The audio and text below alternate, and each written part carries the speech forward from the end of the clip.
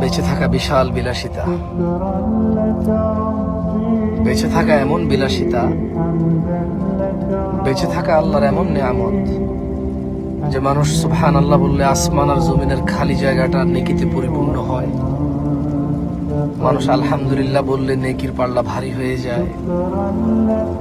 বেঁচে থেকে মানুষ আল্লাহুম্মা সাল্লি আলা মুহাম্মাদ দুরূদ পড়লে 10টা নেকি হয়, 10টা গুনাহ ক্ষমা হয়, মর্যাদা বৃদ্ধি হয়,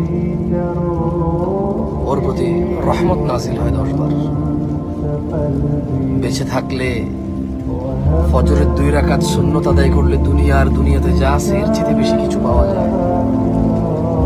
বেঁচে থাকলে ফজরে 2, জোহরে 6, মাগরিবে 2, ইশায় 2, মোট 12 রাকাত সুন্নতে মুআক্কাদা পড়লে আল্লাহ সুবহানাহু ওয়া তাআলা জান্নাতে ঘর তৈরি করবে। যে ব্যক্তি প্রতিদিন 12 রাকাত সুন্নত আদায় করবে তার জন্য আল্লাহ একটা করে ঘর নির্মাণ করবে। সুবহানাল্লাহ।